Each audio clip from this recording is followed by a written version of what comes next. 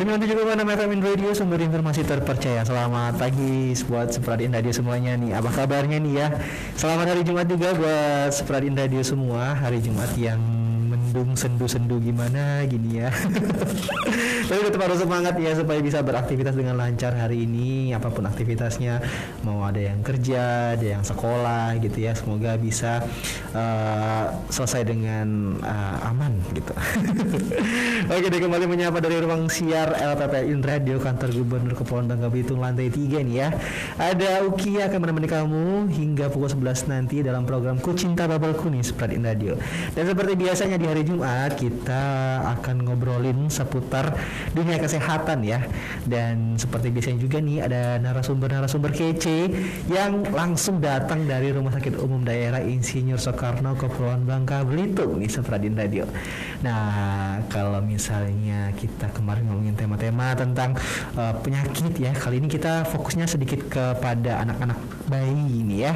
Tapi sebelum Uki menyebutkan tema kita pada pagi hari ini nih Supradin Radio, Uki juga pengen berterima kasih kepada sponsor-sponsor kita ya. Ada Bolesa, ada Pondok KW juga nih Supradin Radio yang mendukung acara kita pada pagi hari ini.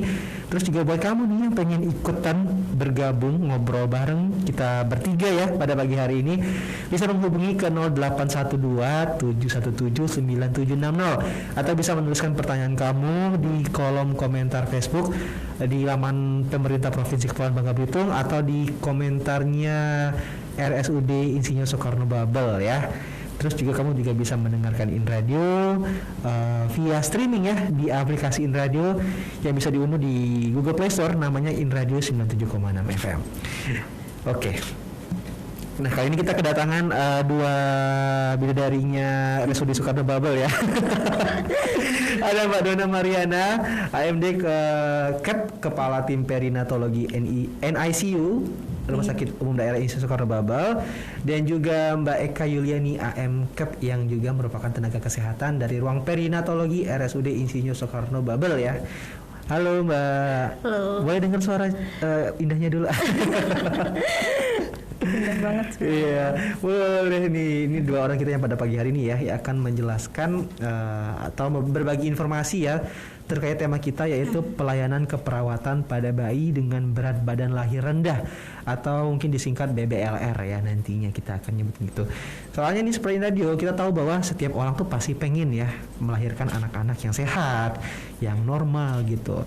Tapi nyatanya kan di lapangan tuh banyak banget ya kondisi-kondisi yang terjadi gitu. Dan nggak semua ibu itu punya kesempatan untuk melahirkan anak yang sehat dan juga normal gitu. Nah, ketika bayi lahir dengan berat badan rendah gitu, itu sangat membutuhkan pelayanan keperawatan supaya bayi tersebut bisa tumbuh dengan lebih sehat dan lebih kuat ya, benar Mbak ya? Benar. Oke deh. Tapi sebelum itu kita kenalan dulu nih sama dua narasumber kita nih. Boleh nih dari Mbak yang paling ujung nih. Halo Supradi. Halo Mbak. Saya Eka Yuliani, bidan pelaksana di Ruang Perinatologi Rumah Sakit Dr. Insinyur Soekarno. Saya tinggal di Kenanga Sungai Liat. Oke, wah jauh ya. Jauh.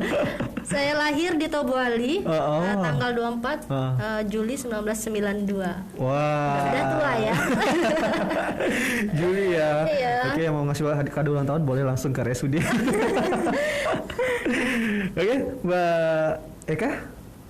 Udah cukup. Udah cukup. Oke, sekarang kita bergeser ke tengah nih. Boleh dong Mbak Dona kenalan dulu sama Supradin Radio. Assalamualaikum Supradin Radio. Perkenalkan, nama saya Dona Mariana. Saya perawat di Ruang Perinatologi. Saya tinggal di Batu Rusa. Oke, di dekat-dekat Batu Rusa aja dari rumah sakit. Dekat ya Mbak, supaya enak bolak-balik ya. Soalnya perantau belum tahu mana-mana nanti nyasar. Iya. Oke deh. Saya di rumah sakit udah dari tahun 2014. Penempatan langsung di perinatologi, NICU kalau dulu ya. NICU singkatannya apa Mbak? NICU Neonatus Intensive care. Kalau bahasanya itu ICU bayi biasanya. ICU bayi ya. ICU bayi. ICU-nya bayi itu NICU. Oh, dari tahun berapa tadi Mbak? Dari 2014. Kalau Mbak Ika sendiri dari tahun berapa Mbak? Kalau saya sendiri dari tahun 2013 bulan Mei masuknya. Oh, bulan Mei masuk. Dari Rumah Sakit Umum Dr. Insinyur Soekarno itu baru buka gitu. Saya masuk Pembuka terbang. Saya pikir baru dibangun pondasi Mbak Ika udah masuk situ. Tukangnya dong. Pas pada waktu pondasi itu saya masih kuliah ya. Saya jalan di lewat rumah sakit itu katanya, katanya, wah saya semoga saja bisa kerja di sini. Wah, the power of doa ya. Benar, ucapan itu adalah doa loh. Wah, luar biasa nih. Katanya saya kerja beneran di situ. Dreams come true nih ya. Sudah berapa tahun? Sudah 8 tahun lebih saya. 8 tahun lebih, alhamdulillah ya, masih semangat ya Mbak berdua ini ya. Semangat selalu ya. Terus lah harus. Oke deh, Suprain Radio. Nah ini mungkin kayak masyarakat ya, termasuk saya sendiri nih, itu tuh jarang tuh dengar hal-hal atau kata-kata tentang ruang perinatologi gitu. Boleh nggak sih Mbak dijelasin konsep dari ruang perinatologi sendiri secara apa, atau secara gambaran umumnya deh, ruang perinatologi itu apa sih Mbak? Siapa nih yang mau jelaskan nih? Boleh lah, saya mungkin. Oke, Mbak Dona ya. Ruang perinatologi itu secara umumnya dia itu adalah ruang rawat khusus untuk bayi yang baru lahir sampai rentang usia 28 hari. Satu bulanan berarti ya? Hampir satu bulanan gitu ya. 28 hari itu yang masuk di perinatologi gitu. Di dalam ruang perinatologi itu ada ruang dipisah lagi nanti berdasarkan sekat-sekatnya itu berdasarkan penyakitnya.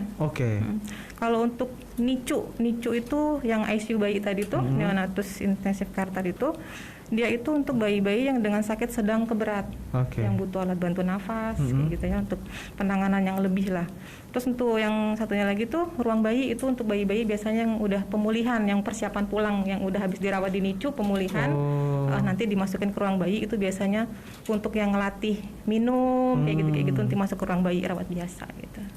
Oke, berarti ruangnya gede ya Mbak ya, berarti di rumah sakit umum daerah. Lumayan ya. Kalau untuk di rumah sakit provinsi itu untuk sekarang ini untuk ruang intensifnya yang NICU-nya kita menyediakan 6 bed. 6 bed ya. Untuk ruang infeksinya 2 bed. Untuk ruang bayinya kita sediakan ada 6 bed untuk sekarang itu, tapi kedepannya nanti kita mau masih nambah terus lagi ya. Supaya lebih banyak bayi yang bisa dirawat lagi ya. Amin, kita doakan ya. Tahu the power of doa, mungkin Mbak Eka mau menyumbangkan doanya. Lanjut ya kayaknya doanya. Oke deh. Nah, karena kita masih ngebahas tentang berat bayi nih ya. Boleh nggak sih saya dikasih tahu nih cara ngitung berat bayi yang masih dalam kandungan sama berat bayi masih dalam kandungan gitu Mbak? Saya jawab ya. Boleh. Dan lebih kompeten jadi. Kalau berat bayi masih dalam kandungan tuh bisa kita hitung. Bisa kita hitung, ada 2 rumus. Pakai rumus ya Mbak? Iya, pakai rumus. Ada rumusnya. Yang pertama itu ada rumus McDonald. Iya. Ada burger-burgernya. Itu kita pakai TFU. Kita ukur dulu TFU-nya. TFU itu tinggi fundus uteri. Itu maksudnya Iya, kita ukur pakai meteran ya. Kita ukur dari bawah perut sampai ujung bulatannya yang bunder-bundernya gitu ya. Uterinya kita ukur dulu ya. Kemudian setelah kita ukur, kita kurang dengan 12, kemudian dikali dengan 155. Nanti kita sudah dapat berat bayinya itu berapa, janinnya tafsirannya gitu. Nah, yang kedua itu kita pakai rumus Johnson.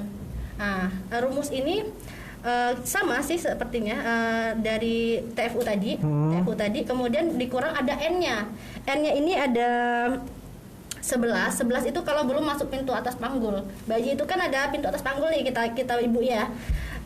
Belum masuk pintu atas panggul itu kita kurang dengan 11, kemudian dikali dengan 155. Nah, setelah masuk pintu atas panggul kita kurang dengan 12 kali dengan 155. Kemudian untuk tafsirannya berat bayi itu juga bisa kita lihat dari USG. Berarti pas di USG gitu ya Mbak ya. Kita kontrol ke obgyn, dokter kandungan.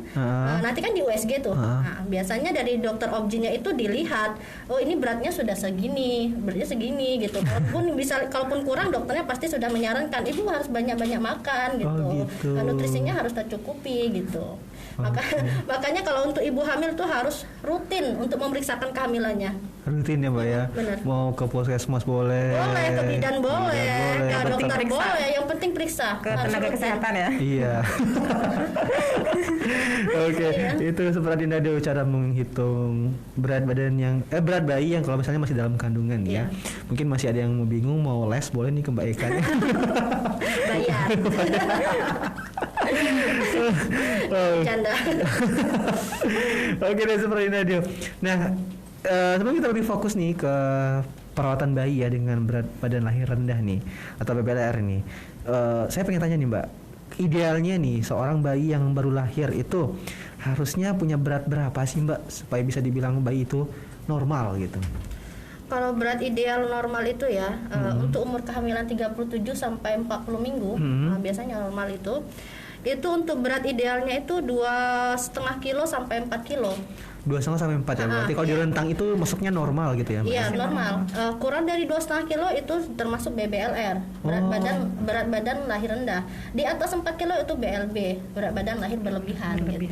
Oh, iya. Gitu. Walaupun 2,4 juga tetap masuknya BBLR. BBLR, iya. Pokoknya rentangnya itu 2,5 sampai 4 kilo itu normal.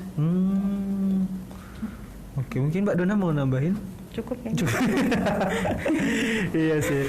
Oh, berarti kalau seorang bayi normal ya, itu harus punya berat badannya 2,5 sampai 4 kg. 4 kg itu. Itu berarti habis lahiran ditaruh di timbangan.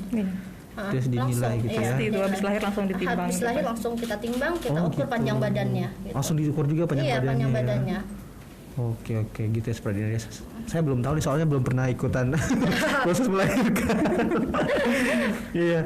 Nah kalau misalnya ada nggak sih Mbak perbedaan berat ideal antara laki-laki sama bayi laki-laki sama bayi perempuan gitu? Kalau menurut WHO ya ada perbedaan ideal berat bayi laki-laki sama bayi ada ya Mbak ya? Ada tapi nggak terlalu jauh sih. Kalau laki-laki itu idealnya kata WHO nih 3,3 kilo. Startnya 3,3 kilo. Itu ideal ya. Sampai 4 kilo tadi. Tapi ini kan kita ngomongin idealnya jadi segitulah 3,3 kata WHO gitu. Kalau untuk perempuan 3,2. Oh gitu. Selisih cuma 0,1 sih ya. Selisihnya cuma 0,1 ya. Tapi kalau misalnya masih masuk ke dalam rentang tadi yang dijelasin Mbak Eka tadi 2,5 sampai 4 kilo masih normal. Masih normal ya baik itu bayi laki-laki maupun perempuan juga masih normal ya. Wah. Pengetahuan baru nih seperti radio buat kita semua nih ya. Jadi yang belum punya anak juga nanti tahu nih kalau misalnya ngelihat sepupunya lahiran mungkin ya berat badannya 2,4 nih berarti masuknya ke BBLR gitu. Oke, nah Mbak kita nggak serius sih. Kita masuk ke tema nih. Jadi tentang BBLR nih ya bayi yang memiliki berat badan rendah ya Mbak ya. Nah apa sih Mbak faktor yang dapat menyebabkan seorang bayi itu bisa memiliki kondisi BBLR gitu Mbak? Biasanya faktornya lebih ke ibu ya selama ini lebih banyak ke faktor ibu yang hamil dia mengalami masalah kesehatan. Seperti apa tuh masalah dia kesehatan? Itu ibu biasanya dia punya penyakit hipertensi atau darah tinggi. Itu juga memicu terus dia punya penyakit jantung, penyakit paru-paru. Ibu-ibu dengan yang kurang memperhatikan kesehatan juga ya bisa walaupun dia nggak ada penyakit tapi dia ternyata perokok. Perokok, dia mengonsumsi alkohol atau dia menggunakan obat-obatan terlarang, itu juga bisa jadi pemicu. Ibu sehat yang nggak mengonsumsi barang-barang yang nggak sehat juga dia bisa kena kalau dia malas makan, dia kurang nutrisi ibunya gitu. Jadi harus diperhatikan benar kalau ibu lagi hamil tuh nutrisinya harus benar-benar terpenuhi. Yang malas makan itu harus gimana caranya harus makan. Makan apa aja gitu ya Mbak atau makanannya? Iya makan apa aja yang penting sehat. Sehat ya. Nggak ada pantangan kalau untuk ibu hamil kayak gitu.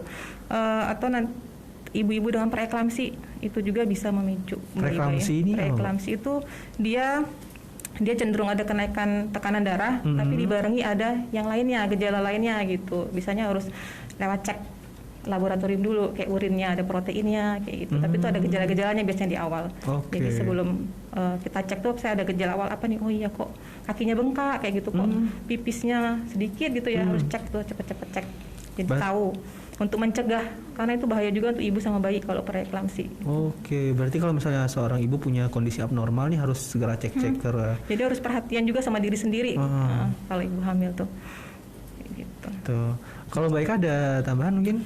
Kalau bayi berat badan lahir rendah ini biasanya bayi prematur bisa. Bayi prematur, kemudian perkembangan bayinya itu terhambat, perkembangan bayi yang di dalam kandungan itu terhambat bisa menjadi pemicu BBLR juga. Oke. Kalau prematur itu kan kurang dari 37 minggu, itu sudah pasti BBLR nanti. Sudah pasti BBLR ya berarti kalau prematur ya, Mbak ya? Iya. Tapi BBLR itu nggak pasti prematur gitu.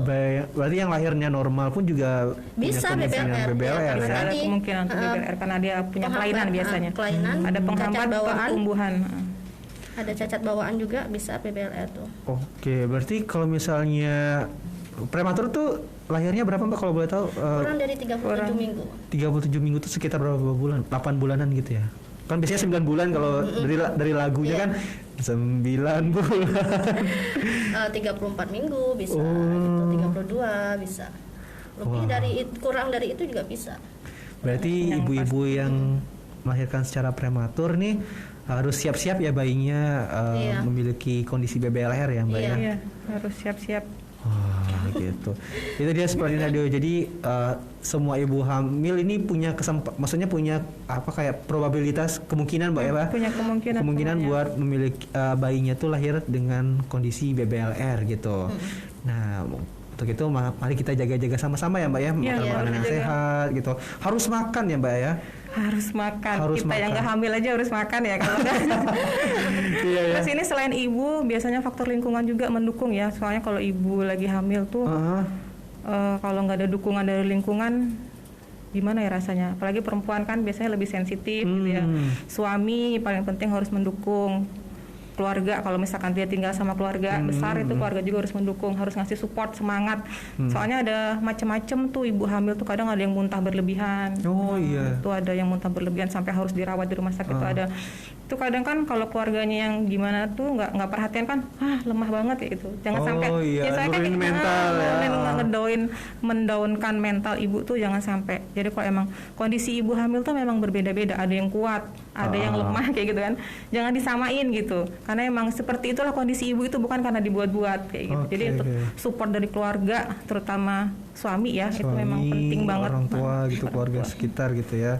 Kalau cuaca kayak gini Mbak itu jadi faktor ini nggak, misal dingin, panas kayak gitu? Enggak sih. Dingin pakai selimut aja. Yang penting makan cukup, jaga kesehatan, merokok tadi lingkungan merokok juga walaupun kita nggak merokok tapi lingkungan kita merokok itu bahaya juga sih untuk ibu-ibu yang agak lemah ya kondisinya kayak gitu. Jadi perokok pasif kita. Cari perokok pasif namanya. Kita jadi menghirup. Sama aja. Menghirup asap rokok itu berarti kita jadi perokok pasif. Iya sih. Sama aja jadi kan. Itu bahaya juga untuk janinnya. Untuk bayi dalam kandungannya. Jadi saran tuh bapak-bapak yang ibunya lagi hamil, rokoknya dikurangin atau di stop deh. Ditabung aja duitnya buat lahiran. Buat beli baju bayinya tuh. Iya. Bahkan ini apa ya, maksudnya apa tadi kalau bisa ngerokoknya jauh-jauh atau mungkin bersihin badan dulu sebelum ketemu sama ibunya gitu. Boleh. Kalau emang yang benar-benar nggak bisa stop mungkin rokoknya jauh-jauh ke tetangga kayak kemana gitu ya. Nanti pulang sebelum masuk ke rumah kalau bisa mandi dulu, ganti baju, semuanya cuci rambut, jangan sampai ada sisa bau di badan. Itu pengaruh juga ya Mbak, maksudnya kayak sisa-sisa bau kan kadang-kadang kita nyium bau apa sih yang nikotin gitu ya. Iya, yang sama nempel. aja. Itu tuh juga ngaruh ya Mbak. Pengaruh juga sama aja, itu namanya perokok pasif tadi itu kan. Berarti bukan perokok pasif, bukan cuma asapnya doang ya. aja, tapi yang nempel di badan kita pun itu berbahaya. Gitu. Sama aja jatuhnya itu sama aja walaupun dia nggak kelihatan tapi masih kecium bau gitu. Oke. Berarti ini reminder ya buat kita semua ya, para laki-laki nih dan ibu-ibunya juga mungkin ya Mbak ya, ngerokok mungkin juga. Jangan bosan ngerokok lah ya. Bertahan dulu 9 bulan buat anaknya mungkin curi-curi ngerokok di tetangga atau mungkin ke pos kamling dulu gitu ngerokok. Habis pulang baru habis cuci badan seluruhnya mandi. Baru boleh ketemu istrinya yang lagi hamil ya katanya. Sampai melahirkan ya itu. Sampai kalau boleh tahu sampai umur berapa Mbak anak bayinya? Sebenarnya iya sampai anak umur berapapun ya sebenarnya nggak bagus. Iya sih. Oke. Namanya merokok ya. Untuk orang dewasa juga nggak bagus ya sebenarnya. Kita jadi ngebahas rokok ya. Oke deh. Nah tadi itu ada faktor-faktor yang menyebabkan seseorang bayi memiliki kondisi BBLR nih. Ada nggak sih Mbak cara untuk mencegah seorang bayi gitu lahir dalam keadaan BBLR selain dari yang Mbak sebutkan tadi, misalnya kayak makan makanan sehat gitu dan lain sebagainya gitu? Untuk mencegahnya ada. Gimana tuh, Mbak? Yang pertama, kehamilannya itu harus direncanakan. Oh, di manage juga ya? Gimana Mbak caranya?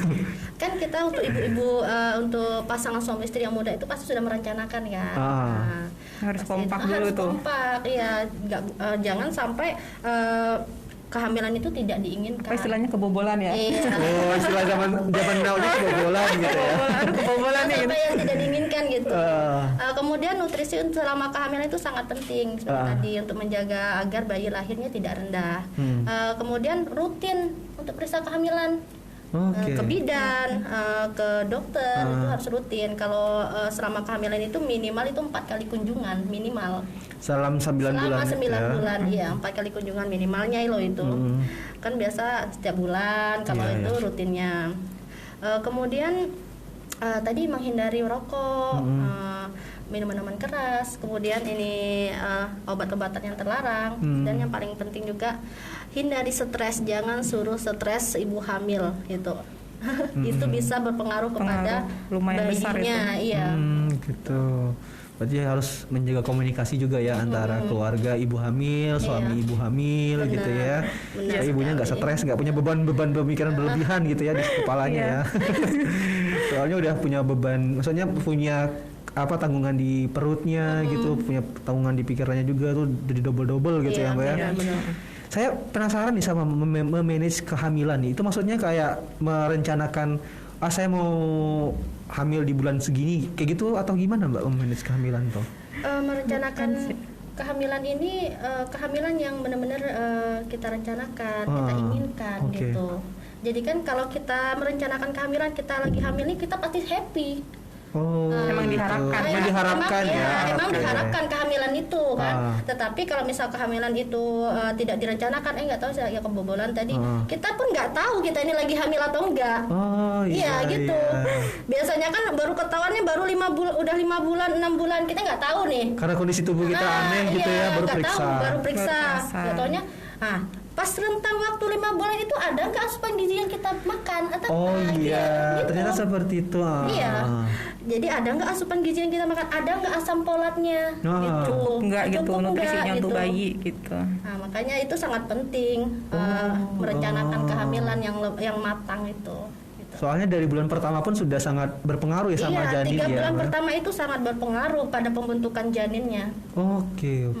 Berarti itu ya Pradi Indra dia ini ilmu baru juga nih, berarti kalau bisa nih kita mungkin sebagai pasangan gitu ya, itu merencanakan kehamilan juga ya, supaya kita bisa memantau nih, bukan apa-apa nih, bukan memantau kondisi bayinya, karena merawat bayi janin dari umur sebulan pun juga sangat berpengaruh ya Mbak ya, untuk kesehatan bayinya dalam perut kayak gitu. Oke deh, semoga kita semua bisa mengaplikasikannya ya. Nah, tadi cara mencegah nih. Sekarang gimana sih Mbak? Ada nggak metode perawatan nih? Intinya nih dari tema hari ini, yaitu metode perawatan kepada seorang bayi yang dinyatakan punya kondisi BBLR gitu Mbak. Metode perawatan yang selama ini kita lakukan di ruangan itu kita melakukan perawatan metode kanguru atau yang sering kita sebut KMC, Kangaroo Mother Care. Kenapa Mbak harus kanguru? Iya, kita menggunakan tubuh ibu. Mudah, murah, praktis ya. Untuk menghangatkan bayinya, skin to skin, kontak antara kulit ibu dan kulit bayi gitu. Nah, ini bisa jadi pengganti inkubator. Bayi BBLR itu kan harus pertama-tama lahir itu masukkan ke inkubator. Nah, setelah pemulihan nanti kita ajarkan KMC ini pada ibunya. Banyak sih tujuan untuk KMC ini banyak. Yang pertama untuk menstabilkan suhu tubuh bayi. Suhu tubuh bayi yang tidak stabil tadi, bayi BBLR kan mudah dingin tuh, mudah hipotermi. Jadi kita lakukan metode itu untuk menstabilkan suhunya. Kemudian untuk meningkatkan pemberian ASI.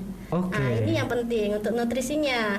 Nutrisi ini, ASI ini untuk meningkatkan imunitas bayi. gitu. Mencukupi kebutuhan nutrisi bayi BBL tadi kan dia kebutuhan nutrisinya pasti lebih ya. Lebih. Bayi yang kurang bulan tadi itu. Kemudian bayi yang BBL itu rentan infeksi. Nah, ini PMK ini bisa mengurangi risiko infeksi pada bayi. Kita ajarkan pada ibu-ibu sebelum kita melakukan PMA kita harus cuci tangan dulu. Oke, harus bersih dulu, steril dulu ya. Mandi dulu yang pasti udah mandi belum Bu? Udah makan belum Bu? Itu pertanyaan pertama yang kita tanya. Langsung ditahu dong ya, berarti udah mandi belum Bu? Udah makan belum Bu? Gitu. Kalau belum silakan mandi dulu, makan dulu karena KMC ini waktunya nggak sebentar. Berapa lama Mbak? Paling 1 sampai 3 paling cepat 1 jam. 1 jam. 1 sampai 3 jam ke MC ini. 1 jam didekep gitu ya. Paling cepat paling cepat 1 jam itu kalau misalkan cepat hangat bayinya. Ibunya apa udah mau untuk menyusunya, kamar mandi kayak gitu kan 1 jam. Untuk menyusunya juga bayi lebih lama menyusunya itu, bayi lebih puas gitu. Nah, ini juga kalau untuk menyusu itu untuk ASI-nya itu bisa meningkatkan berat badan bayi. Iya sih. Bisa meningkatkan berat badan bayinya.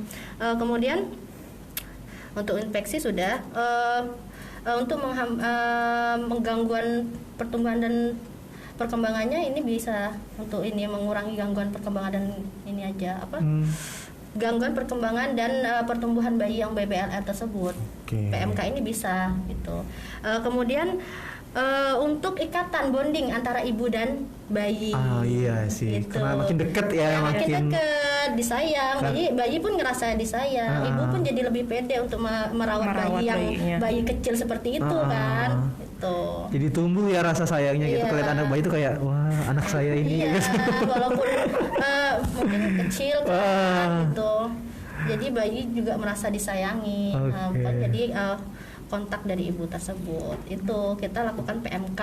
Nah PMK ini dilakukan kontinu, bukan hanya di rumah sakit aja. Di rumah juga ya? Iya harus lanjut PMK-nya. Sampai kapan itu Mbak kalau boleh tahu? Sampai bayi 2 kilo setengah ke atas lah ya. 2 sampai 2,5 kilo. Sampai mencapai berat badan normal tadi ya. Iya, 2,5 sampai 4 kilo itu tadi ya Mbak ya. 2 sampai 2,5 sih. Oh 2 sampai 2,5. Oke. Kalau bapak-bapak juga bisa Mbak melakukan hal seperti ini Mbak? Boleh bisa banget ya? itu. Bukan cuman bapak-bapak sih, kayak nenek atau siapa keluarga yang tinggal satu rumah bisa. Karena kan kalau ibu terus kan kadang ibu butuh aktivitas yang lain juga kan, jadi digantikan sama orang di keluarga yang lain gitu boleh. Yang penting mereka udah diajarkan dulu caranya gimana gitu. Karena ada 4 faktor yang menentukan keberhasilan KMC nih. Apa tuh Mbak? Satu tuh kangaroo position. Jadi posisi bayi itu harus posisi kayak katak ya. Iya. Kakinya tangan sama kakinya itu ditekuk kayak posisi katak itu. Jadi di badan ibu tuh begini, kepalanya nempel. Kepalanya di tengah-tengah payudara gitu. Nempelnya tuh kayak nyelungkup atau miringkan kepalanya. ke kanan atau ke kiri Mbak? Mana bebas. Bebas. Terserah ke kanan atau ke kiri, yang penting untuk jangan sampai dia jalan napasnya itu tertutup. Oh iya. Posisinya pun harus agak tegak kayak gini kepalanya, jangan sampai boleh jalan napasnya ketutup gitu. Jadi gini ya. Iya. Kakinya juga. Kakinya dilipat kayak katak. Kayak posisi katak. Oh iya saya kebayang. Dia ada pakai kain gitu kan. Pakai kain nanti kan ditutup gini sampai ke bawah telinga gitu. Nanti diikat di punggung ibunya jadi biar kuat kan, jadi ibunya juga nyaman. Gitu. Itu yang kangaroo position. Yang kedua itu kangaroo nutrition. Jadi saat dia kangaroo tuh asupan ASI jangan sampai lupa. Karena kan gitu. Malah sebenarnya kalau dengan bayi-bayi yang gangguan masih dengan alat bantu pencerna alat bantu makan kayak dipasang selang gitu kan, selang gastrik tuh dia tetap harus dikasih kayak gitu, karena kan lama tuh waktu kangaroo KMC-nya itu kan lama, jadi tetap harus kalau jamnya ngasih ASI tetap dikasih ibu yang ngasih pakai alat itu kan. Kalau emang dia udah pemulihan, udah bisa minum sendiri dari mulut, langsung aja tuh sama ibunya kan di dekat sini tuh langsung aja dikasih kayak gitu. Terus yang ketiga itu kangaroo support dari lingkungan. Kayak misalnya kalau di rumah sakit itu dari kami kepala bidan, ayo ibu pasti bisa gitu. Ayo kita berarti ibunya yang lebih dimotivasi ibunya dimotivasi. Ibu pasti bisa, ayo untuk awal-awal kita temenin deh kayak gini posisinya. Ibu perhatikan ya nanti ini adiknya biru apa enggak, sesek apa enggak, tetap kita ajarin seperti itu karena itu nyampe di rumah nanti kan berkelanjutan. Kita kasih tahu ke ibunya. Kalau ada apa-apa ibu panggil ya. Ibu panggil kami, nanti kami kasih tahu caranya gimana untuk menangani misalkan pas dia sesek harus kayak mana gitu kan. Karena bayi-bayi prematur itu kan rentan dia henti napas, sesek henti napas gitu kan. Nanti dia biasanya biru kayak gitu nanti gejala yang paling awal kelihatan tuh biru, kita kasih tahu. Nggak boleh takut, intinya itu. Iya sih ya. Takutnya nggak berhasil kan. Jadi support yang ketiga itu nanti discharge, continue nanti pas di rumah. Harus dibilang juga nanti KMC ini sampai rumah harus dilanjutin. Biasanya sama bapaknya juga sih kita ajarin, Pak nanti gini ya, nanti kalau ibunya di rumah tolong dibantu, kan ibunya kan nggak mungkin megang adiknya terus perlu kemana-mana gitu kan, kamar mandi makan tuh kan perlu. Jadi nanti bapak yang gantikan. Kalau bapaknya misalkan kerja, tidak diajarin deh neneknya di rumah ada siapa, keluarganya ya, siapapun itu ya. Empat faktor itu yang menentukan keberhasilan KMC. Position, nutrisi, support sama discharge tadi itu. Oke. Kalau boleh tahu nih Mbak, tadi kan ngomong faktor keberhasilan ya. Standar keberhasilan dari KMC sendiri itu apa sih Mbak? Standar keberhasilan KMC. Bayi normal, bayi berat badannya normal itu udah masuk standar atau ada lagi gitu Mbak? Itu sih yang paling kita harapkan dari BBLR tuh kan dia bisa tumbuh normal ya. Tumbuh normal, berat badannya cukup, ya udah bisa menyesuaikan suhu tubuhnya dengan lingkungan. Itu sih kalau dia sudah bisa menetek langsung, nyusu langsung gitu. Makan sendiri dari mulutnya gitu istilahnya. Langsung. Nggak perlu dibantu lagi. PMK ini juga adalah salah satu syarat bayi bisa pulang. Kalau ibunya nggak bisa PMA belum bisa pulang. Belum bisa pulang. Ibu harus bisa mempraktekkan sendiri. Nanti kalau di rumah gimana? Mau pulang apa enggak ya? Mau pulang apa enggak? Mau sampai kapan di sini? Jadi ibunya juga harus dikasih semangat. Ayo Bu, semangat kayak gitu. Soalnya nggak ada perawat di sana di rumah ya. Jadi ibu harus bisa sendiri. Berarti syarat mau pulang ke rumah. Iya. Kalau misalnya bayinya BBLR nih, harus bisa PMK. Bayinya harus bisa netek langsung sama ibunya. Iya, refleksifnya bagus gitu. Itu bisa pulang. Itu juga kondisinya sudah stabil, benar-benar stabil. Oke deh. Berarti metode perawatan kayak PMK tuh bisa dilakuin sama orang rumah juga bisa ya? Bisa. Jadi nanti Mbak ini bakal memberikan edukasi nih informasi kepada mereka juga nih cara PMK yang benar. Iya, gitu. kita bimbing dulu, kita ajarin dulu seperti apa gitu. Nanti kita suruh coba Bu praktekkan gitu. Bisa kalau udah bisa Bu, bagus gitu kan, jadi udah bisa boleh pulang gitu. Oke. Iya, pertama harus kita bimbing. Iya sih. Kemudian ibu tuh harus bisa mempraktekannya. Nanti jangan bisa nggak Bu, bisa. Nggak taunya dia nggak bisa mempraktekannya, itu kan percuma aja. Oh gitu. Tapi ini sih maksudnya kayak Ugi juga punya pengalaman sama beberapa teman kali ya. Mungkin itu juga orang tua baru gitu kan ya, takut megang anaknya gitu. Banyak itu. Banyak ya. Iya. Apalagi bapak-bapak. Iya, bapak-bapak itu yang biasanya sering banget gitu. Takut karena kan bayi baru lahir kan kayak masih rapuh gitu ya, masih kayak agar-agar gitu dipegang tuh kayak jadi gak kuat kayak gitu. Bayi yang normal aja takut ya, apalagi bayi yang lahirnya BBLR ya. Iya itu pasti. Tapi kita berikan support, jangan takut gitu. Pegangnya kayak gini gitu. Kita ajarin dulu tadi kan yang gitu. Fase pemulihan, fase persiapan pulang istilahnya kayak gitu tuh harus melibatkan terutama orang tua sih ya. Bapak sama ibu tuh harus bisa dulu. Pas ibu KMC bapaknya diajak kayak Pak lihat kayak gini caranya, kayak gini caranya, kayak gitu. Minimal ibunya lah ya, kalau bapaknya sibuk kerja biasanya kan ya. Minimal ibunya harus paham banget. Jadi nanti di rumah misalkan ada neneknya, dia bisa ngajarin ke neneknya. Karena kalau di ruangan kami tuh nggak semua orang bisa masuk, cuma orang tua biasanya yang kami suruh boleh menjenguk. Steril ya. Iya, karena kan bayi ya rentan infeksi, imunnya nggak bagus ya, kurang kuat ya imunnya kalau bayi, apalagi BBLR ya. Kami memang membatasi cuman orang tua, ayah dan ibu gitu, yang lainnya nggak boleh masuk, tapi nggak boleh masuk ke ruang rawatnya. Kalau rawat bayi itu nggak boleh. Berarti bayinya dibawa keluar gitu ya, dikasih ke orang tuanya biar enggak. Orang tua boleh masuk. Boleh masuk. Sorry. Orang tua boleh masuk ya, nggak boleh masuk. Keluarga yang kayak nenek, tante itu nggak boleh masuk. Kemudian pada saat masuk itu pun kita harus kasih tahu kepada keluarganya, nggak boleh bawa tas, nggak boleh bawa jaket, cincin, gelang. Steril. Iya, pakai ini juga nggak apa sih baju putih? Enggak sih. Itu baju khusus nggak ada. Cuma pas kita suruh masuk itu pokoknya nggak boleh pakai jaket, nggak boleh pakai tas, cincin semua dilepas ya, kita nggak pakai apa-apa. Kemudian hand hygiene-nya. Diajarin cara cuci tangan. Cara cuci tangan kita sudah ajarin. Yang gini-gini. Iya, sudah kita edukasikan ke keluarga. Pas pada saat masuk sudah kita edukasikan, Pak, gini cara cuci tangannya. Nanti kalau misalnya pada saat Bapak masuk ke ruang bayi, nanti cuci tangan dulu pakai hand scrub gitu. Jadi jangan cuma set sabun selesai. Tidak. Kita benar-benar edukasi itu cuci tangannya gitu. Soalnya benar yang tadi rentan bayi itu, apalagi BBLR rentan sekali dengan infeksi. Kita nggak tahu dari luar kita bawa apa, kita nggak tahu. Jadi harus bersih. Gitu. Harus bersih banget ya Mbak ya. Nah itu dia seperti Nadia. Jadi emang kita juga harus aware nih sama hal-hal seperti ini, kayak hal-hal simpel tadi ya, mungkin cuci tangan ngiranya simpel, tapi ternyata pengaruhnya gede banget gitu karena ada bakteri yang di sini. Mau megang bayi juga harus cuci tangan ya Mbak ya. Iya harus. Kita di ruangan juga untuk perawatnya itu sebelum kontak pasien harus cuci tangan. Sebelum melakukan tindakan aseptik seperti menyuntik kita cuci tangan. Setelah kontak kita cuci tangan. Setelah kena cairan tubuhnya aja, misal pipisnya apa, kita cuci tangan. Kemudian lingkungannya kita dari lingkungan bayi itu kita cuci tangan lagi gitu. Sangat penting ya itu untuk menghindari penyebaran infeksinya. Dari petugasnya itu sangat penting gitu, dari kitanya.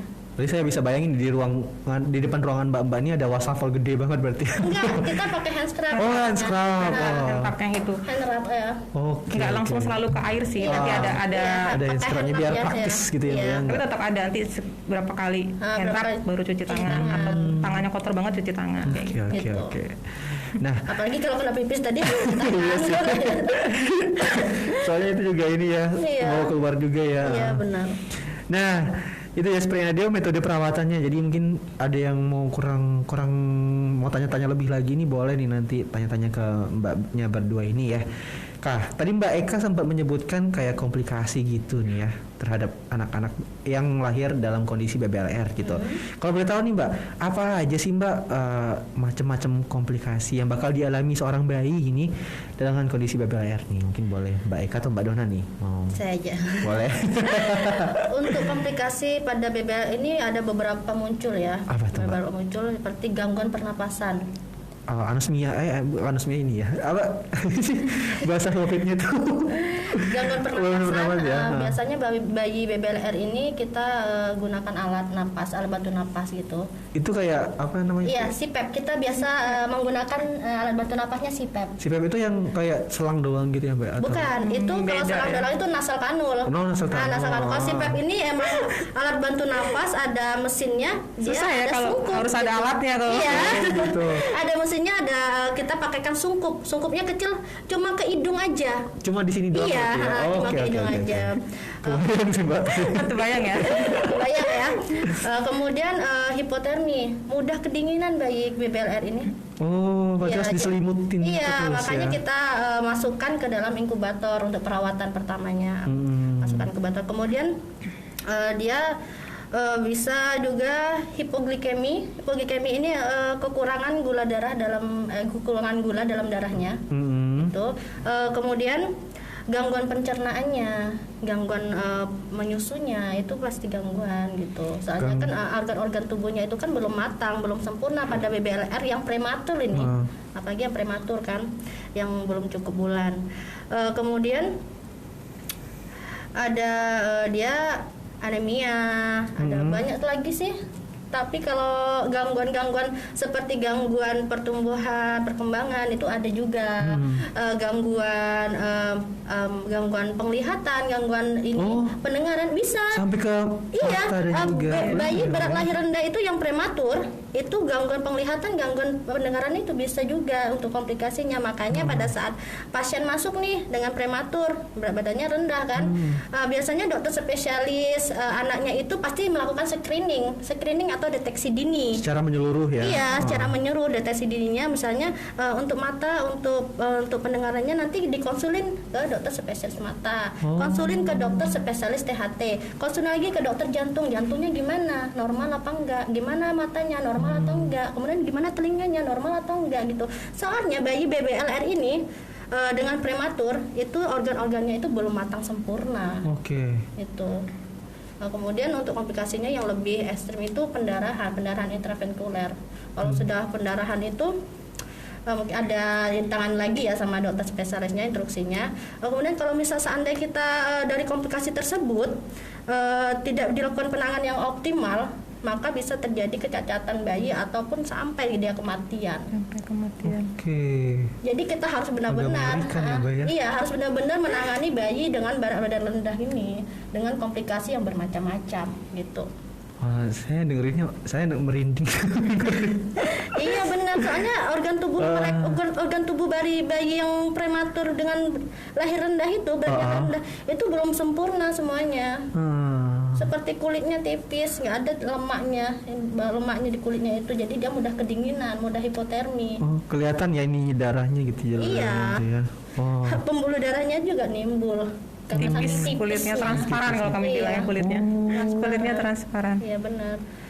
Wah, itu dia seperti radio komplikasi-komplikasi yang misalnya bakal dialami sama orang bayi nih ya. Kalau misalnya mereka masuk ke dalam kondisi BBLR nih seperti radio. Untuk itu kayaknya kita juga harus hati-hati nih Mbak ya. Memang harus menerapkan tadi yang Mbak Dona sama Mbak Eka bilang nih, misalnya harus benar-benar makan ibunya ya. Benar. Emang harus dipaksain ya Mbak kalau misalnya emang lagi nggak mood gitu ya Mbak ya. Iya benar.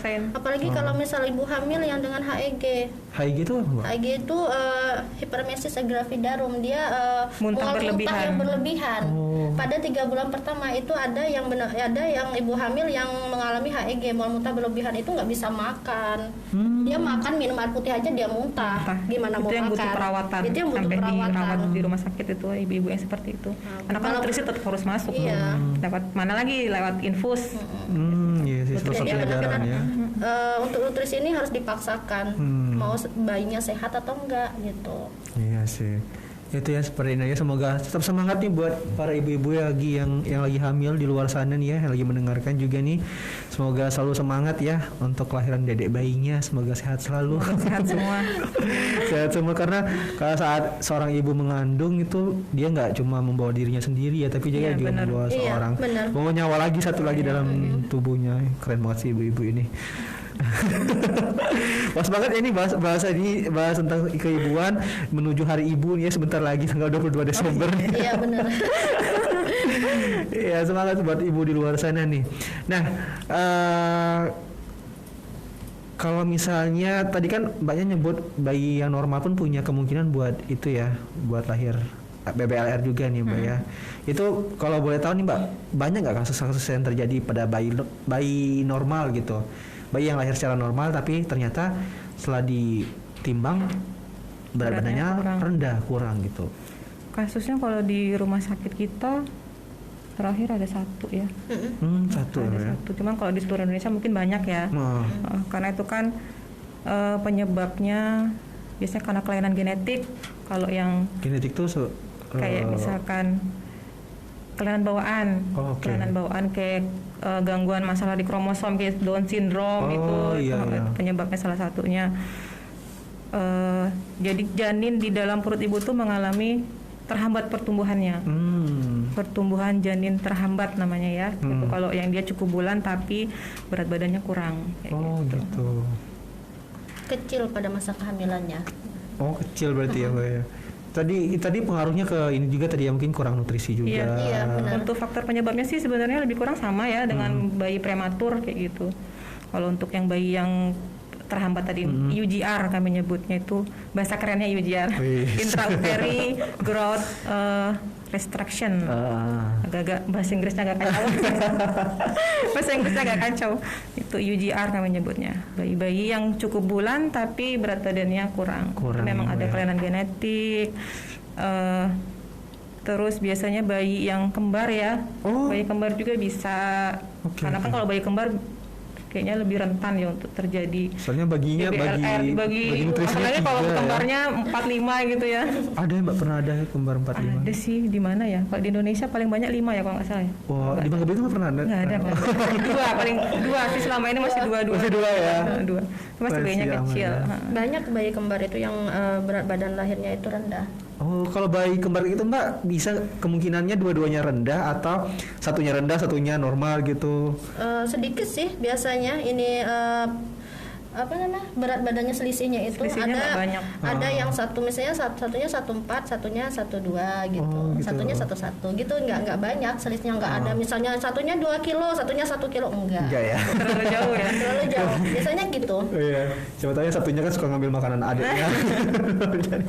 Nakal ya berarti. Oke deh. Berarti kalau tadi kan kasusnya untuk yang normal tapi lahirnya BBLR nih ya. Kalau untuk seluruh bayi BBLR nih di RSUD Insinyur Soekarno nih Mbak, kira-kira dalam setahun inilah gitu, tuh hitungannya banyak atau mungkin ya biasa aja gitu, normal itu angkanya gitu. Lumayan banyak ya. Standar. Lumayan banyak.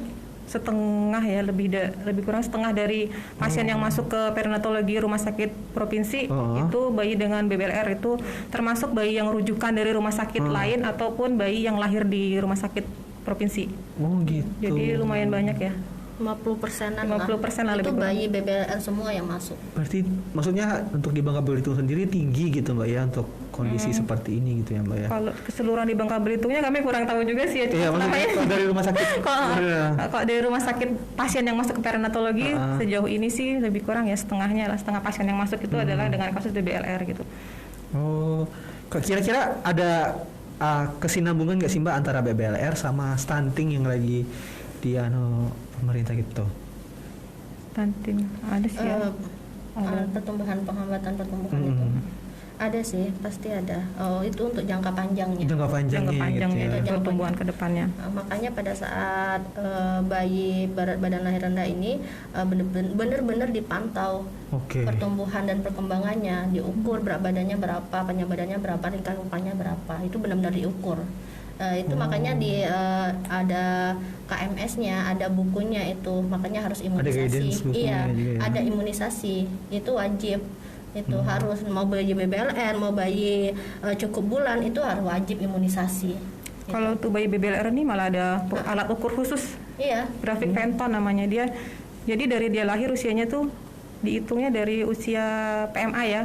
Premenstrual age namanya. Dia tuh dihitung dari usia kehamilan ibunya. Misalkan dia lahir usia kehamilannya 22 minggu tuh. Dia ada kayak belangko kertas gitu ya. Nanti ada di sini ada rentang usianya, nanti di sini ada berat badannya, sininya ada ukuran untuk lingkar kepala sama panjang badan. Semacam tabel gitu ya. Tabel kayak gitu. Aduh, susah jadi itu nggak bawa. Apa ya? Tadi tahunya bawa ya. Biar dijelasin ini gini. Jadi itu kita bisa dari situ kita tahu nih pertumbuhannya, perkembangannya gimana nih, bagus atau enggak gitu.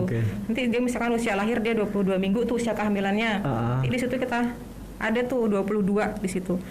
Nanti kita ukur berapa beratnya, misalkan 1, berapa, misalkan 1 kilo misalkan lah ya. Nanti kita di situ ada susah ya gambarnya. Pokoknya ada apanya namanya? Berat badan, lingkar kepala sama panjang badan itu ada sendiri. Gitu. Ada rentangnya di situ nanti. Dia lewat garis apa enggak, nanti dia ada garisnya gitu. Nanti kita kasih titik-titik gitu kayak kita main apa gitu ya. Nanti disambungin dari 1 kilo ke 22 minggu tadi di titik ini masih masuk garis normal enggak kayak gitu. Nanti besok kita ukur lagi kayak gitu. Diukur terus tiap hari. Dia naik, datar apa turun, nanti kita bisa tahu dari situ perkembangannya gimana. Tapi itu yang isinya dari tenaga kesehatannya. Iya, tenaga kesehatan pas dirawat gitu. Saya pikir nanti diajarin juga sama ibunya di rumah. Ya, kalau udah sampai rumah biasanya mereka ke posyandu ya. Nanti berlanjut cuman kan tetap ke tempat kesehatan kayak gitu. Tetap tenaga kesehatan yang di sana ya yang bantu buat melanjutkan perjuangan. Oke deh. Kalau tadi kan Mbak sempat menyebutkan imunisasi, berarti untuk bayi BBLR tuh boleh ya imunisasi atau suntik vaksin kayak vaksin cacar atau apa gitu? Boleh. Tapi untuk imunisasi vaksin ini yang pertama kan kita berikan hepatitis B ya, B0 ya kalau di rumah sakit. Kalau misal bayi lagi sakit kita di rumah sakit ya. Tapi untuk HB0 ini untuk bayi BBLR ini ada rentang beratnya. Kalau di bawah bayi 2 kilo itu belum bisa, ditunda dulu imunisasinya untuk beratnya 2 kilo. Sampai beratnya itu 2 kilo. Setelah 2 kilo baru kita bisa berikan. Berapapun umurnya, maksudnya berapapun minggu. Biasanya sih ditargetin sekitar 2 bulan ya. 2 bulan tuh diharapkan beratnya udah 2 kiloan. 2 kilo. Jadi harusnya kalau HB0 nya kan biasanya kalau bayi sehat langsung habis lahir langsung disuntikin tuh 1 jam 24 jam ya paling lama. Iya. Paling lama 24 jam bisa pada hamil tuh.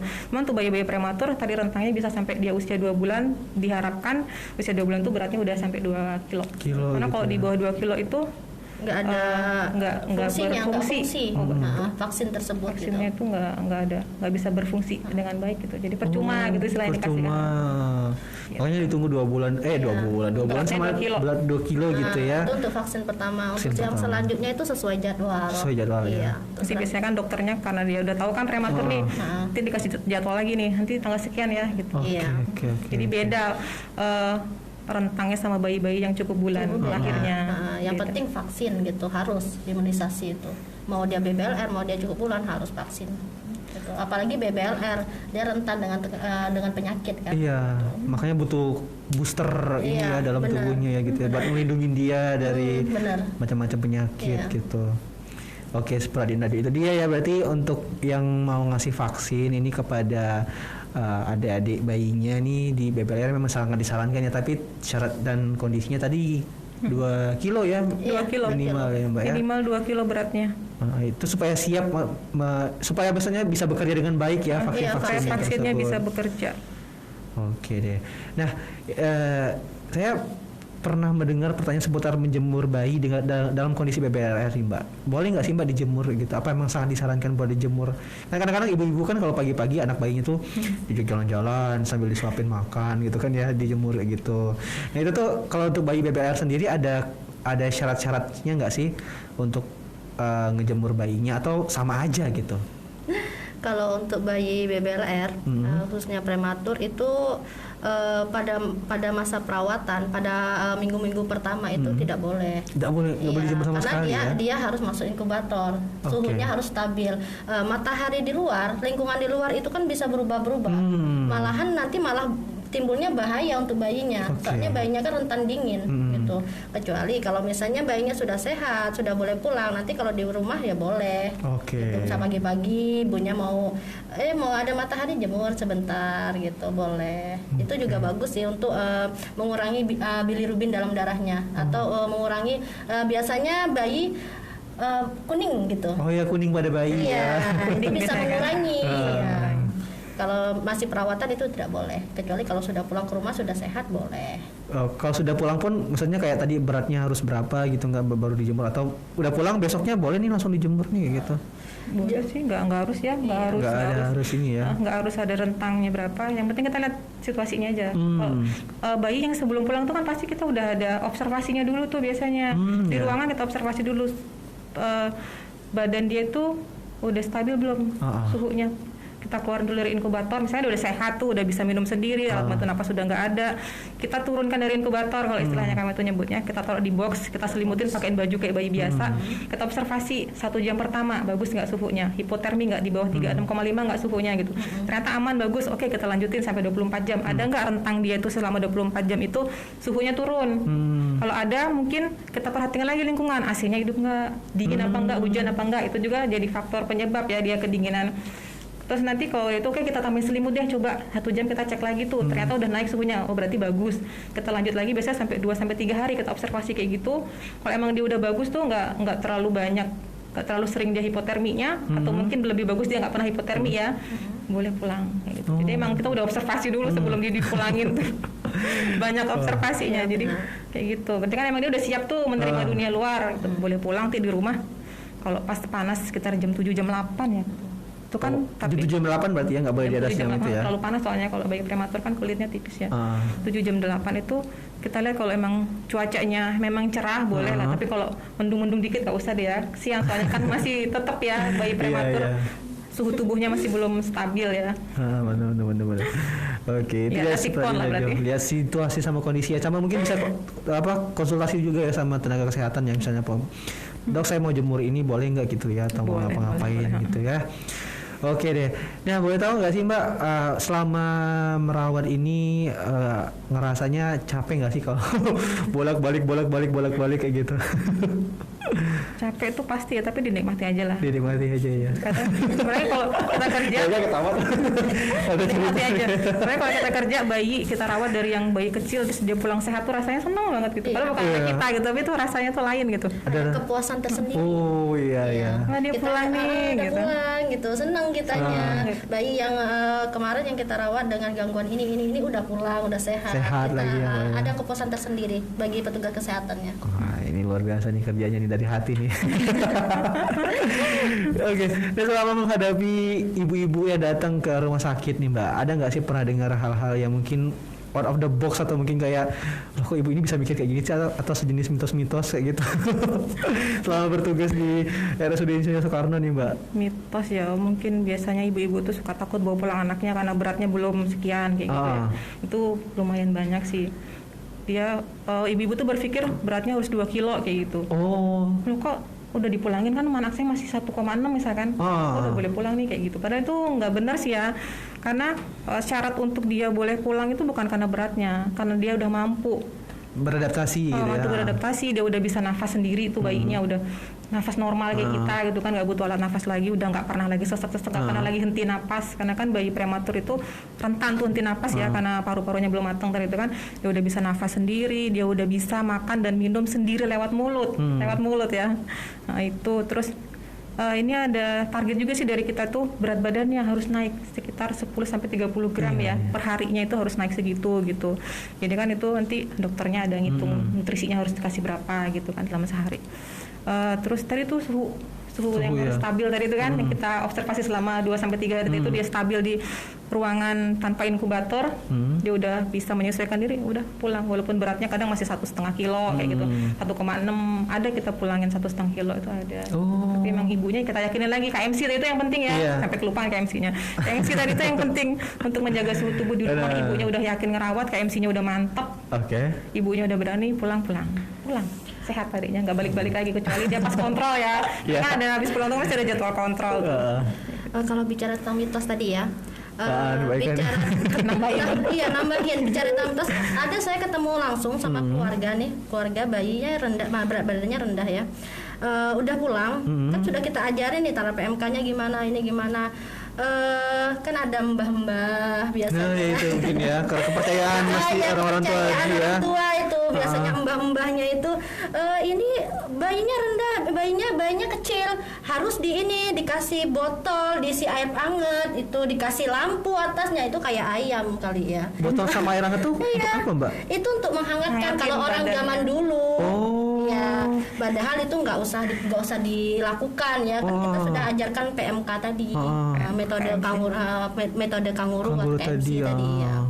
Udah kita ajarkan itu sampai WA ya, Bu ini kayak gini loh, kan udah diajarin tadi, kan udah diajarin tentang KMC-nya gimana, nggak perlu kayak gitu Pak. KMC itu pengganti inkubator, itu KMC dipeluk ibunya itu udah hangat bayi itu Pak, nggak perlu digituin gitu, kasihan bayinya lah kayak jadi ayam gitu, ada botol, ada lampunya, 5 watt itu ya Mbak, oren itu. Aku jadi ya Allah kok kayak gini gitu kan. Jadi yang kayak yang diajarin tadi Bu ya, iya kita ajarin tadi, itulah untuk menghangatkannya Pak gitu kan. Jadi itu pengganti inkubator, nggak perlu kayak gitu kata soalnya mbahnya ini yang suruh kayak gini ya, biasanya orang tua kan. Iya sih. Jadi kan kita kalau ada orang tua ngomong ini kayak gini kita kan nurut. Iya, biasanya nurut kan. Jadi enggak Pak, tetap lakukan apa yang kita sarankan tadi, apa yang sudah kita ajarin tadi gitu. Untuk bayi baru lahir rendahnya itu kita lakukan KMC tadi gitu. Jangan lakukan yang lain, yang aneh-aneh jangan dilakukan gitu kan. Malah kasihan ke bayinya. Kita ikuti protokol yang tadi udah dikasih sama Mbak. Udah diajarin kayak gini kok malah di rumah dilakukannya seperti itu gitu. Oke. Jadi kita lucu juga ya Allah.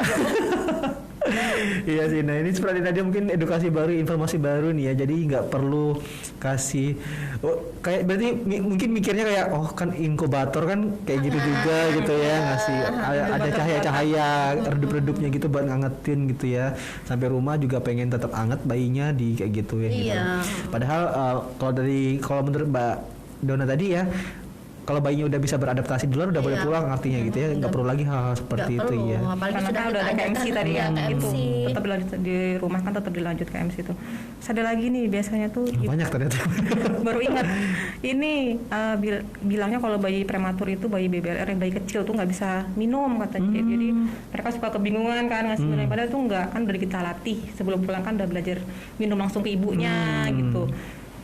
Jadi pasti bisa lah ya, walaupun kecil, mungkin mikirnya karena kecil ya nggak bisa minum, mungkin memang dia lebih males ya, atau dia kurang gerak, banyak tidur kami bilangnya kalau bayi kecil itu, karena dia memang kan hipotoni itu geraknya memang kurang karena dia prematur tadi itu ya.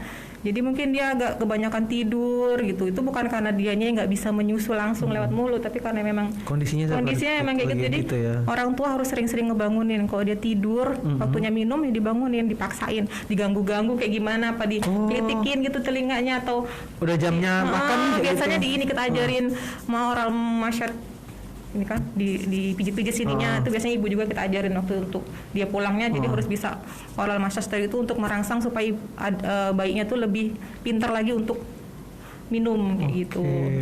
Terus ada juga mitos tuh bilang katanya kalau anak prematur tuh nanti kurang, katanya kecerdasannya kurang dibandingkan anak-anak yang itu. Itu juga pernah dengar. Tapi sebenarnya itu nggak benar loh. Justru malah ada studi dari salah satu universitas swasta di Amerika, lupa aku namanya apa. Dia tuh studi mengatakan bahwa dari hasil studi dia itu kalau bayi-bayi prematur itu malah biasanya dia punya intelektual yang lebih dibandingin sama anak-anak yang lahirnya normal ya. Lahir normal. Karena kalau kita ini sih karena dia kan lebih sering didekap ya sama ibunya, jadi emosionalnya dia lebih bagus gitu kan, nutrisinya lebih diperhatikan gitu, dari situ sih. Jadi nggak benar kalau dibilang bayi prematur itu nanti istilahnya kurang dari anak-anak yang lahirnya normal gitu. Itu nggak benar itu. Yang penting kita tetap harus melakukan perawatan yang terbaik, yang sesuai kayak tadi itu, KMC, nutrisinya harus tetap dicukupin gitu, perlakuan istimewa itu. Sama manajemen waktunya mungkin Mbak ya, kayak tadi 2 jam harus dibangun-bangunin gitu. Benar, tuh nutrisinya itu tadi ya. Masuk nutrisi. Wah, ternyata lumayan banyak ya Seperadian Radio ya, mitos-mitos yang terjadi atau dipercaya oleh masyarakat sekitar gitu. Dan mungkin sudah mulai harus berpikir lagi nih ya bahwa ternyata itu nggak benar gitu, terutama buat bagian yang katanya si anak-anak bayi prematur ini kurang kecerdasannya gitu. Itu banyak banget mungkin karena orang tuanya takut kali ya Mbak ya, prematur baru masih lemah gitu, sampai ke depannya juga gitu. Padahal si anak bayi juga punya kemampuan untuk bisa beradaptasi ya Mbak ya sama lingkungannya gitu. Oke deh, itu seperti indah dia seputar pelayanan keperawatan ya tentang BBLR nih. Kalau boleh tahu nih Mbak, pegawai di ruangan perinatologi itu banyak atau mungkin standar lah gitu? Soalnya kan shift-shiftan ya kalau nggak salah ya. Satu shift boleh berapa orang Mbak? 4-5 ya. Iya. Bidan dan perawat itu. Satu shiftnya 4-5. 4-5. Ada 4 shift, jadi 20-an sama kepala ruangan. Kepala ruangan. Ada juga pembantu kepala ruangannya, membantu kepala ruangan kita kan sekarang kan lagi studi kuliah nih. Ada yang studi juga ya. Nurse ya. Jadi ada teman lagi yang menggantikan beliau selama pendidikan gitu. Oke.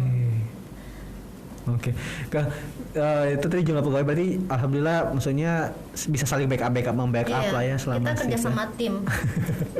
Pastinya ya namanya. Ada yang kamu ini nggak ada. Nggak ada ya Mbak ya. Semuanya kerja sama tim. Soalnya berat juga ya, 24 jam harus di sana Mbak ya, sip-sipan kayak gitu. Harus standby ya, on time. Oke deh. Nah, pernah nggak sih Mbak ada kasus misalnya nih abis kan masuk ruang perinatologi nih adik bayi nih, terus dinyatain sama bidan-bidannya udah sehat nih, udah normal nih, boleh pulang nih gitu sesuai kondisi tadi, katanya besoknya balik lagi ke ruang perinatologi gitu. Ada ya? Ada itu. Itu biasanya hari ini kita pulangin, besok udah datang lagi, bayinya lemes, bayinya demam karena ibunya kurang kayak mana ya, karena ibu muda ya, muda, jadi adiknya tidur terus Bu, nggak mau minum, padahal udah dibilangin. Kadang-kadang kita tuh udah sampai ngalah-ngalahin ibu tiri kali ya, cerewetnya di ruangan itu ya. Ibu kan diajari sebelum pulang, Bu, adiknya tidur terus, dibangunin Bu, gini caranya banguninnya. Udah diajarin kan setiap hari, udah diajarin sampai rumah masih juga keluhannya seperti itu. Jadi nggak tahu di sawahnya di mana itu ya. Iya. Karena sebelum pulang pasti kita edukasi keluarganya sampai yakin. Masa seminggu kita ajarin nggak bisa gitu kan? Kadang-kadang kalau ibunya belum yakin pasti ibu bisa. Jauh sampai kapan adiknya mau di sini? Kasihan adiknya udah sehat. Nanti kalau lama-lama di sini malah justru tambah lagi penyakit baru. Kita nggak tahu kan, namanya rumah sakit, kita merawat juga bayi sakit yang lainnya di luar kemampuan kita juga kali ya. Kalau ada penyakit baru yang tiba-tiba harusnya udah sehat malah dia sesak lagi kayak gitu kan. Kasihan sama bayinya. Jadi udahlah Bu, pulang yuk. Adiknya udah sehat, pulang, ibu udah bisa pasti gitu. Waktu besok balik lagi adiknya, lemes nggak minum rupanya.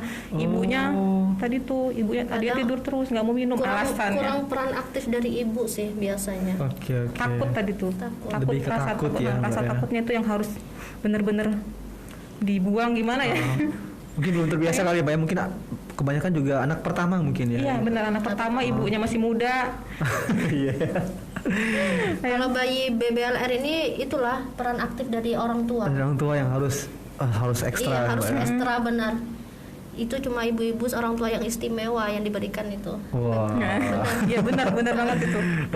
Istimewa sekali tuh ibunya. Luar biasa ya, karena habis melahirkan belum berhenti nih perjuangannya, harus ngerawat anaknya lagi gitu. Apalagi anaknya yang lahirnya rendah kayak gitu kan. Tepuk tangan dulu buat ibu-ibu di luar sana yang lagi mengalami kondisi seperti ini. Semoga tetap semangat ya, semoga bisa melewati semuanya sampai anaknya nih tumbuh dengan sehat gitu, dengan normal gitu. Nah Mbak, saya ini punya pertanyaan sih, tapi kayaknya agak out of the topic nih ya. Kalau misalnya nih anak bayi nih belum setahun gitu, masih 2-3 bulanan gitulah gitu, malas makan gitu Mbak. Itu tuh kira-kira dari anaknya sendiri yang kitanya udah ngasih makan terus nih tiap hari nih kayak gitu, udah dipancing-pancing juga sama yang lainnya gitu, udah masuk ke bebas ASI gitu ya, tahap makan gitu ya. Nah, itu tuh gimana sih Mbak supaya mereka tuh bisa mau lahap makannya gitu Mbak? Ada nggak sih tips dan trik dari tenaga kesehatan? Kalau tipsnya itu kalau dari makanan berapa tadi 2-3 tahun ya? 3 bulan ya. Kalau makan 2-3 bulan masih 3 bulan masih ASI, masih eksklusif. Kalau yang apa sih namanya yang makanan MPASI ya, MPASI itu biasanya kita berikan 6 bulan ke atas. 6 bulan ya. Eksklusif itu 6 bulan itu harus ASI. Nggak boleh campuran air putih aja, nggak boleh gitu. Nah, jadi kalau untuk makanan itu biasanya kita bayi ini kan baru mengenal makanan kan, mengenal makanan. Kita varian aja. Varian hari ini apa kita varian. Jadi dia biasa mengenal rasa, ini rasanya ini. Jadi kalau misalnya seandainya dia nggak mau rasa ini, ini tadi masak ini gitu. Dia nggak suka ini berarti gitu. Kita masak ini dia suka. Berarti dia suka yang ini gitu. Jadi kita tahu, kita coba beberapa varian gitu. Apalagi untuk yang baru-baru coba makan tuh sebenarnya nggak usah dipaksa sih ya, karena dia baru mengenal sebenarnya, mengenal tekstur, mengenal rasa gitu. Benar. Yang penting dia mau masuk makanan ke dalam mulut, dia rasa. Nggak harus dipaksain satu mangkok habis. belum waktunya itu, karena memang baru tahap awalnya, karena masih ada ASI juga kan di situ, umur 6 bulan tuh. Nah, ada rentang waktunya 6 bulan, diawali dari 6 bulan tuh lama-lama sampai dia makan biasa gitu. Karena kan kayak apa namanya, saya tuh pernah dibilangin gitu, karena si anak ini kan ditargetin buat tumbuh segini, bulan ini naik berapa kilo gitu, dan ibunya tuh kayak ngasih makan, terus kayak anaknya tuh kayak agak nolak gitu Mbak gitu. Varian tadi ya, varian makanannya, karena anak-anak kan dicoba pilih. Kalau dicoba semua ibunya harus tetap semangat nyari makanan varian baru yang tetap sehat untuk anak gitu kan. Inovasi. Ibunya emang harus banyak akal istilahnya ngasih makan ke anak supaya dia mau.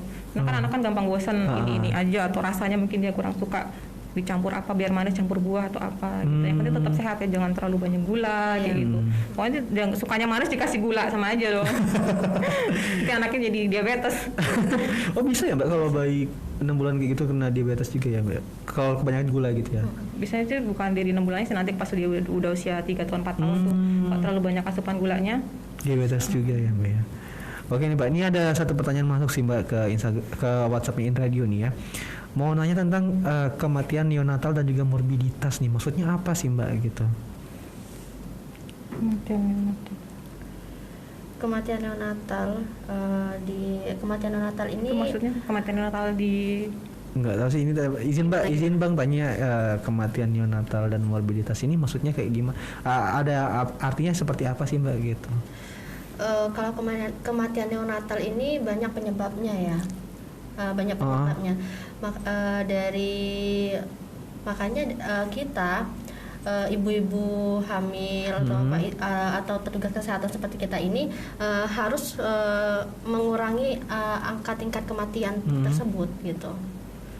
Tapi itu pengaruh ke BBLR juga gitu Mbak ya? Bisa. Biasanya BBLR tuh lebih banyak menyumbang angka kematian bayi. Makanya banyak metode-metode yang terus digali ya untuk gimana sih cara merawat bayi BBLR. Ini ketemu KMC tadi itu salah satunya itu cara merawat BBLR supaya angka hidupnya itu lebih banyak lebih meningkat lagi gitu. Kalau morbiditas nih berarti kayak komplikasi kali ya Mbak ya, atau kesakitan. Iya, kesakitan pada bayi. Gitu. Jadi tugas kita untuk mengurangi angka kematian dan kesakitan pada bayi tersebut. Gitu. Itu sih ya. Berarti jangan sampai tinggi. Iya. Berarti kayak tadi ya Mbak, yang protokol-protokol tadi kayak misalnya KMC gitu, jangan lupa untuk selalu memberikan asupan makan gitu ya, harus dibangunin paksa ya Mbak ya, 2 jam setelah. Bener-bener dibangunin gitu. Kadang dia baru ngisep udah tidur lagi, ngisep tidur lagi. Pernah Mbak? Berarti ada ya gitu, misalnya lagi menyusui gitu, tiba-tiba langsung tiduran. Gitu memang gitu bayi-bayi kecil itu. Ngisep sekali tidur, banyakan tidur daripada ngisep, jadi hayo deh bangun. Awat ya. Tidur lama-lama. Saking nunggu adik bayi selesai minum ya Mbak ya. Oke, dan itu dia seperti Indonesia yang bertanya tentang kematian neonatal dan juga morbiditas itu. Nah, oke deh, ini nggak terasa nih karena kita sudah hampir udah lebih kayaknya 1 jaman kita ngobrol nih tentang tema kita pada pagi hari ini, yaitu pelayanan keperawatan pada bayi dengan berat badan lahir rendah nih. Oke, pertanyaan terakhir nih buat Mbaknya nih, bisa nggak tolong kasih closing statement atau mungkin saran gitu buat Sepradin Radio lagi mendengarkan terkait tema kita pada pagi hari ini nih. Boleh gantian nih Mbak Eka dulu kali ya. Buat Sepradi, buat ibu-ibu khususnya yang memiliki bayi kecil, jangan putus asa, tetap semangat terus untuk merawat bayinya. Pokoknya tetap semangat lah. Kita tidak tahu ya bayi tersebut, orang bilangnya kalau bayi rendah itu nanti kesakitannya sakit terus, lemas gitu. Kita nggak tahu kelebihan dari bayi tersebut. Jadi untuk ibu-ibu tetap semangat. Ibu-ibu Anda kalian sangat istimewa memiliki bayi yang berat badannya rendah. Iya, berarti fokus ke kelebihannya ya, jangan fokus ke kelemahannya terus gitu ya. Harus percaya kalau bayi-bayi dengan berat badan kurang, dengan berat badan rendah, bayi-bayi prematur itu bisa tumbuh juga optimal sama kayak bayi-bayi yang lainnya gitu. Tetap harus percaya dia punya kelebihan juga gitu kan. Bayi-bayi kecil ini tetap bisa tumbuh sehat kok kalau kita bisa memberikan pelayanan perawatan yang optimal, perawatan yang tepat ya, yang udah kita ajarkan tuh. Jadi nanti dia kelebihannya juga dia bisa lebih dekat loh sama orang tuanya dibandingin anak-anak yang lahir normal ya, kan ada sering didekep KMC tadi tuh kan, nutrisinya juga lebih diperhatikan sama orang tua. Kalau bayi normal kan sudah sehat gitu kan, sehat, perawatannya seperti biasa aja gitu ya, nggak perlu ekstra. Kalau ini kan bayi istimewa kan, jadi orang tuanya lebih sering KMC, lebih sering didekep tuh kan, emosionalnya tuh lebih bagus lagi kan dia. Terus kayak tadi tuh yang berdasarkan penelitian itu kan yang udah pernah saya sebutin tadi, kalau bayi-bayi prematur itu nggak seperti yang orang bilang kalau dia banyak kekurangannya, justru malah dibilangnya dia bisa lebih pintar, lebih baik lagi pendidikannya di sekolahnya gitu, kecerdasannya lebih baik lagi dibandingin bayi-bayi yang lahir normal. Walaupun dia bukannya mau menjelekkan atau menginikan bayi normal, enggak, cuman kita lebih menyemangati lagi ibu-ibu kalau dengan bayi kecil pun dia bisa sama, bahkan bisa lebih daripada bayi yang cukup bulan kayak gitu. Tetap semangat pokoknya ibu-ibu. Harus untuk ibu hamil juga. Oh, gimana, Mbak? Benar. Untuk ibu hamil juga yang sekarang lagi hamil, jangan lupa nutrisinya dipenuhi. Rutin ke objin, rutin periksa ke objin atau ke bidan gitu. Kemudian hindari merokok, minum keras, bapak-bapaknya ya juga. Penggunaan narkoba ya, dan hindari stres itu untuk mencegah lahirnya bayi yang berat badannya rendah. Peran keluarga penting ya. Peran keluarga juga sangat mendukung ya Mbak. Bapak-bapaknya dimanja-manjain ibunya yang lagi hamil. Biar seneng terus hatinya, biar bayinya juga ikut seneng. Iya, pengaruh ya Mbak, sangat-sangat berpengaruh ya. Pengaruh. Soalnya kan perempuan kan wanita mau dimanja ya. Karena wanita ingin dimengerti. Iya, benar dimengerti, benar disayang kan, apalagi lagi hamil itu sangat sensitif gitu. Bener, bawa 2 nyawa ya Mbak ya, antara si ibunya sama adiknya. Iya, benar. Oke deh, seperti Nadia kalau Gisi menyebutkannya, semoga tetap semangat ya, jangan surut semangatnya gitu. Terus juga kalau misalnya, soalnya perjalanannya panjang ya Mbak ya, dari mulai hamil, terus juga selesai melahirkan juga masih harus merawat gitu. Intinya ya tetap semangat gitu, dan juga keluarganya tetap support ya, lahir dan batin buat mendukung ibunya supaya tetap sehat selalu ya Mbak ya. Karena itu tadi perjuangannya masih panjang, kalau terutama untuk bayi-bayi yang lahir dalam kondisi BBLR ini, lahir dalam berat badannya rendah ya Mbak ya. Iya benar. Oke deh, Sprite Nadia itu dia. Nggak terasa ya, waktu sudah menunjukkan pukul 10.30 nih. Udah setengah 11 aja nih Sprite Nadia. Nah, kita sudah masuk juga ke penghujung acara dalam program Ku Cinta Babalku nih Sprite Nadia. Terima kasih buat Sprite Nadia sudah mendengarkan, baik di via streaming, via FM, di live juga. Terima kasih nih ya. Yang juga bertanya juga sudah terima kasih. Selamat beraktivitas, selamat hari Jumat ya. Jangan lupa juga saksikan lagi Ku Cinta Babalku setiap hari Senin sampai dengan hari Jumat pukul 9 sampai dengan pukul 9 di Spradian Radio. Dan terima kasih juga buat narasumber kita pada pagi hari ini ya. Jangan bosan-bosan main ke sini. Jadi ditunggu lagi episode selanjutnya main ke sini gitu, ngasih informasi lagi kepada masyarakat Spradian Radio yang mendengarkan. Oke deh, akhirul kalam. Selamat pagi, selamat beraktivitas, dan sampai jumpa lagi di lain waktu. Bye bye.